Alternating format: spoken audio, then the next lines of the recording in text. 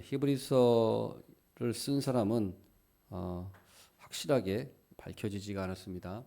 어떤 사람은 바울이 썼다고 하는 사람도 있고, 어떤 사람은 바나바가 썼다고 하기도 하고, 또 어떤 사람은 클레멘트라고 하는 사람이 썼다라고 여러 주장들이 있습니다만은 확실하게 이 사람이 썼다라고 밝혀지지는 아직 못했습니다. 수신자는 유대적인 배경을 가진 그리스도인일 것이다. 예, 아마 그것이 맞을 겁니다. 유대적인 배경을 가진 그리스도인. 왜냐하면은 여기 내용들이 유대적인 요소가 많지 않습니까? 모세 얘기도 나오고, 뭐 제사장 얘기, 제사제도 이 얘기 많이 나오기 때문에 이거는 유대인의 배경을 가진 그리스도인일 것이 아마 거의 맞는 것 같습니다.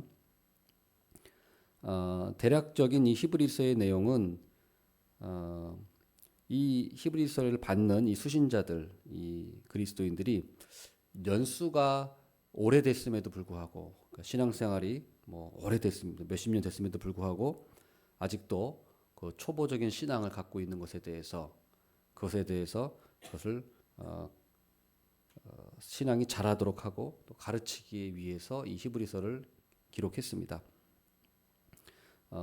그래서 히브리서에 보면 너희들이 이제 딱딱한 음식을 먹어야 될 처지인데 아직도 젖을 먹고 있다라는 그런 책망의 말씀이 있거든요. 그런 것을 보면은 그것을 알 수 있고, 또 이 히브리서를 이제 받는 이 수신자들이, 성도들이 유대교에서 아직 완전히 벗어나지 못했다는 것을 알 수 있습니다. 유대교에서. 그래서 이것을 타파하기 위해서 그런 내용들을 많이 씁니다. 그래서 예를 들면은 뭐 우리 예수 그리스도, 특별히 예수 그리스도에 대해서 예수님이 선지자보다 뛰어나신 분이다. 또 천사보다 뛰어나신 분이다. 또 모세보다 뛰어나신 분이다. 그리고 대제사장 아론보다 뛰어나신 분이다. 이걸 대조하면서 예수 그리스도의 탁월성을 설명해 주고 있어요. 그리고 이제 10장부터는 믿음에 대해서 이렇게 얘기해 주고 있거든요. 그래서 이 사람들이 아직도 연수가 오래됐지만 초보적인 신앙이 머물러 있었고, 또 아직도 그들의 그 문화, 유대교 문화, 율법주의, 제사제도에서 완전히 벗어나지 못한 그런 좀 부족한 신앙생활, 그런 부분이 있었기 때문에 이것에 대해서 그걸 바로잡고자 히브리서를 썼다. 그리고 거짓 교사들이 항상 많았어요. 항상 그 사도 시대 때부터 거짓 교사들은 바울을 괴롭혔지 않습니까? 네가 무슨 사도냐 이러면서 사도권을 항상 의심하게 하고, 항상 이 초대교회 때부터 거짓 교사는 횡행했습니다. 그리고 계속 많았어요. 그 사도들이 죽고 나서도 거짓 교사들이 많았고, 그래서 율법주의 영향에서 벗어나는 것이 쉽지 않았어요. 예를 들면은 그 주후 100년경에 쓴 그 책들이 있거든요. 그 속사도라고 하는, 그러니까 사도들의 제자들, 또는 그 쓴 책들을 보면은 그 헤르마스의 목자서나 디다케라고 하는 책들이 있습니다. 굉장히 오래된 책이죠. 주후 100년경에 쓰여진 책인데, 그런데 이 책들을 보면은 율법주의 요소가 거기에 녹아 있다는 것을 볼 수 있어요. 알 수 있습니다. 율법주의 요소가. 그러니까 율법주의가 떨쳐버리기 어려운 그런 누룩과 같은 그런 내용이었다. 그런 이단적인 사상이었다는 것을 우리가 알 수 있고, 그리고 또 이 유대인들이 그리스도인들이 유대 사회에서 이 단절되고, 그러니까 그렇기 때문에 사회적으로 경제적으로 불이익이 많았습니다. 많았어요. 그래서 고통을 받고 있었죠. 그러니까 유대 문화를 유대 사회에서 완전히 단절하기가 어려운 거예요.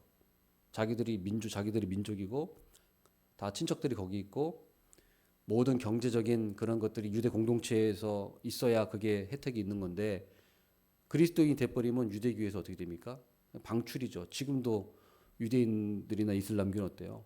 예수 그리스도 믿으면은 그건 완전 차별이기 때문에 이 당시에는 뭐 더 말도 못하죠. 그러니까 그런 어떤 고통과 고난이 있기 때문에 거기서 쉽게 유대 사회에서 벗어나지 못하는 상황에 있었던 것이다. 그래서 그러니까 이게 주일날 요한계시록의 말씀도 전했지만은 요한계시록의 말씀이 꼭 우리가 무조건 그걸 미래의 일이라고 생각할 필요는 없어요. 그것은 항상 제가 말씀드렸듯이 초림과 재림에 있는 전반적인 내용이기 때문에 그러니까 이 당시에도 벌써 요한계시록에 나왔던 뭐 매매를 못하게 한다든가 짐승이 표를 받지 못하면 매매를 못하게 한다는 것이 이런 것들이 나와 있는 거예요. 예.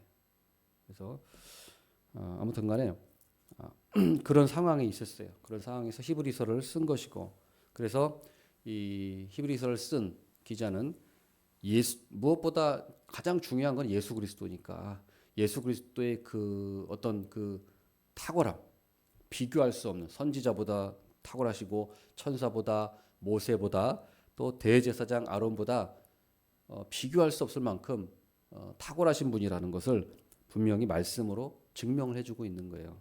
그래서 히브리서는 신약이지만 가장 구약적인 그런 책이다라는 또 별명도 있습니다. 그래서 오늘은 1절부터 3절까지 말씀만 간단하게 보면은 그것은 예수님이 선지자보다 탁월하신 분이다라는 것을 말씀해 주고 있습니다. 선지자보다 탁월하신 분. 구약에서는 어떻습니까? 다 선지자들을 통해서 하나님이 계시하셨습니다. 뭐 꿈을 통해서든지 환상을 통해서든지 음성을 들려주시든지 아무튼 우리 하나님께서는 구약 시대는 다 선지자들을 통해서 계시하셨어요. 아무나 뭐 이렇게 계시하신 게 아닙니다. 그런데 오늘 말씀 보십시오. 1절에 보면 옛적에 선지자들을 통하여 여러 부분과 여러 모양으로 우리 조상들에게 말씀하신 하나님이 이 모든 날 마지막에는 아들을 통하여 우리에게 말씀하셨으니. 그러니까 예전에는 구약 시대에는 여러 부분과 여러 모양으로 그게 바로 꿈, 환상, 예언, 음성 이런 걸 말하는 겁니다. 그러나 2절 보십시오. 이 모든 날 마지막에는 아들을 통하여 말씀하셨다. 그러니까 이건 뭐냐면 최종 계시 예수 그리스도야말로 예수 그리스도가 마지막 날 그러니까 마지막 계시라는 거예요. 최종 계시라는 겁니다. 그래서 이것은 예수 그리스도를 통한 계시는 최종 계시고 완전한 계시다. 그러니까 종결된 계시다. 이렇게 말씀할 수가 있습니다. 그리고 또 구약 선지자들이 구약에 계시는 뭡니까? 다 예수 그리스도를 계시하는 거죠. 예수 그리스도가 오실 것이다. 예수 그리스도가 뭐 십자가에 죽으시고 부활할 것이다. 하여튼 예수 그리스도에 관한 내용입니다. 예수 그리스도가 오실 것이다. 그리고 신약은 예수 그리스도가 오신 것 성취하신 내용입니다. 그래서 예수 그리스도의 계시가 이제 그것으로 계시가 종결됐고 완결됐습니다. 그래서 성경 66권 그것으로 계시가 종결이 된 거예요. 계시의 종결성이라고 우리가 말씀합니다.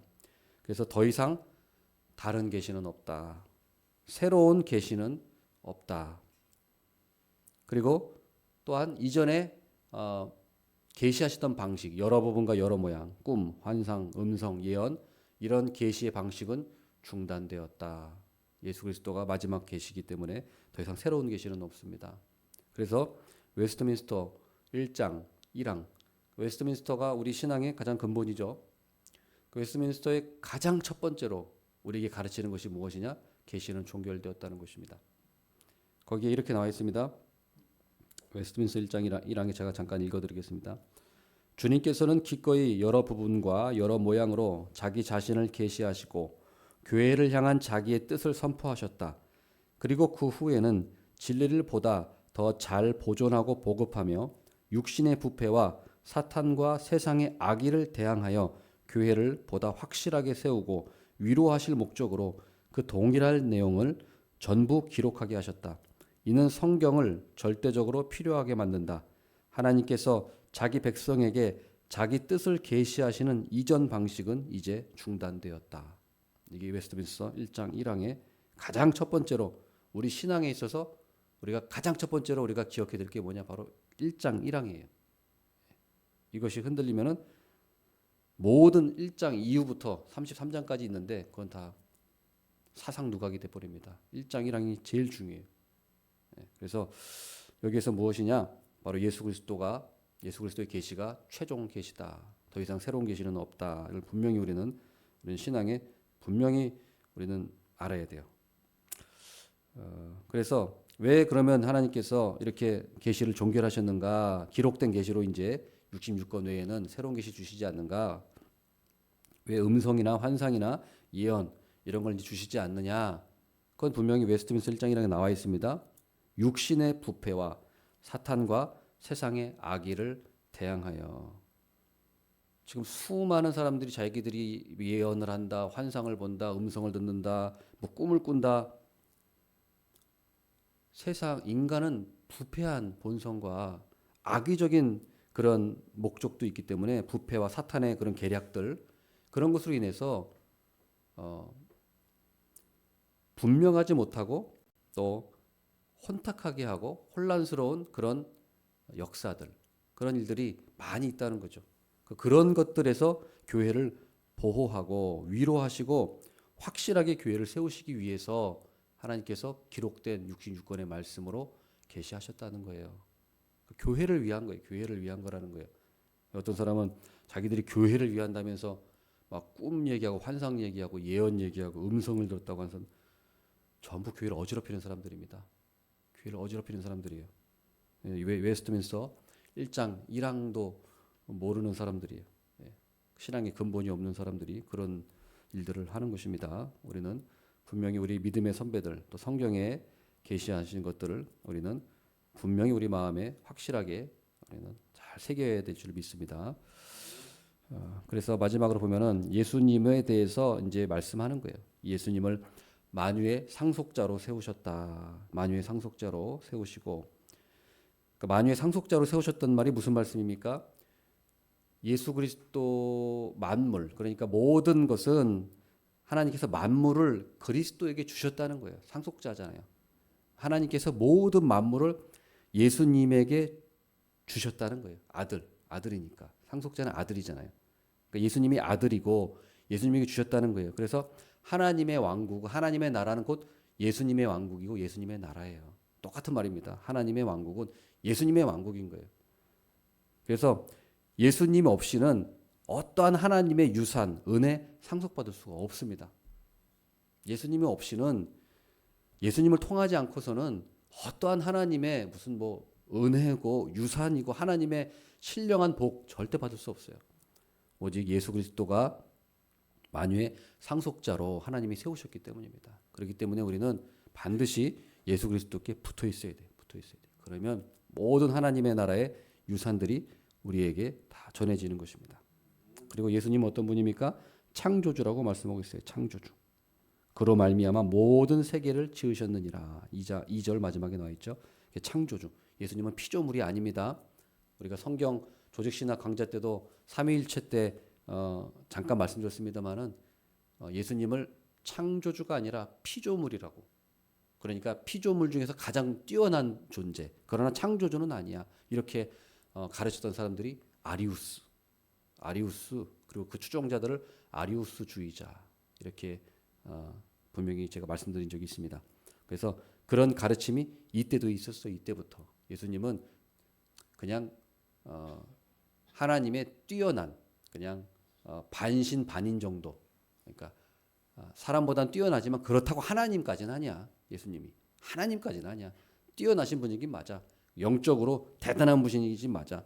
그러나 인간과 하나님의 중간 정도 존재지 하나님 창조주는 아니야. 피조물이야. 이렇게 가르쳤지 않습니까? 그런 잘못된 가르침. 분명히 히브리서 기자는 우리 하나님 예수님을 창조주, 모든 세계를 지으신 분이다라고 분명히 가르치고 있습니다. 그리고 예수님은 하나님의 영광의 광채시요 그 본체의 형상이시라 3절에 말씀하고 있어요. 영광의 광채시요 본체의 형상이라. 구약의 선지자들은 어때요? 구약의 선지자들은 하나님의 영광을 묘사하는 데 그쳤지만 예수님은 하나님의 영광을 비추시는 분, 직접 드러내시는 분이다. 빛이시다. 예수님은 빛이시다. 그것을 알아야 되겠습니다. 그래서 예수님을 본 자는 아버지를 본 자다.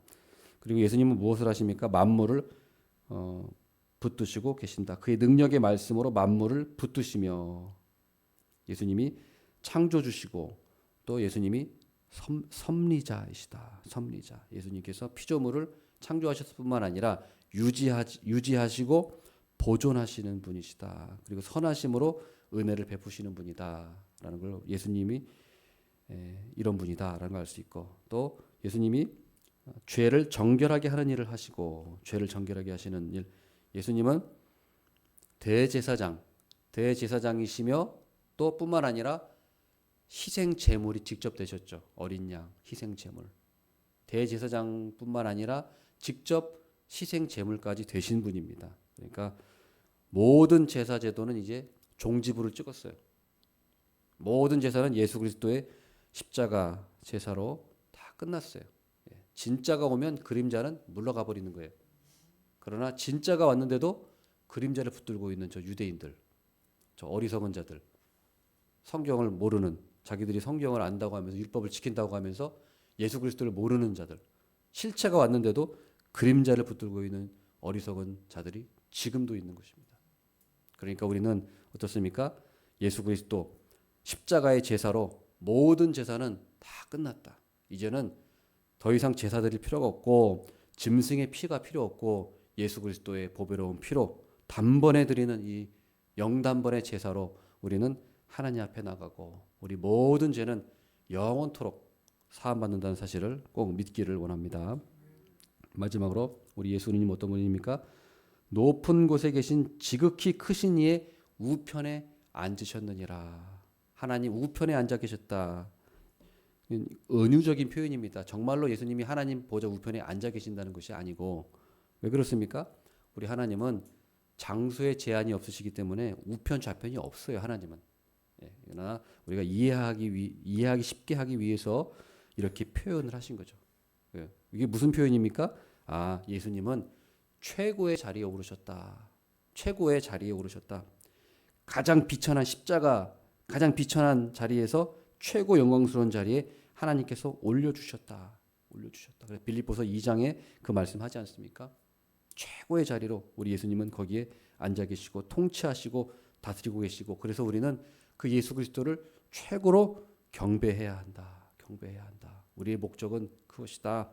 그런 분이 바로 예수 그리스도시다. 라는 것이 히브리서 1장 1절부터 3절 말씀입니다. 우리 예수 그리스도를 우리 마음에 꼭 구주로 모시고 우리 최고로 우리 예수 그리스도를 경배해 드리는 우리 복된 우리 성도들이 되시기를 축원합니다. 아멘. 기도하겠습니다.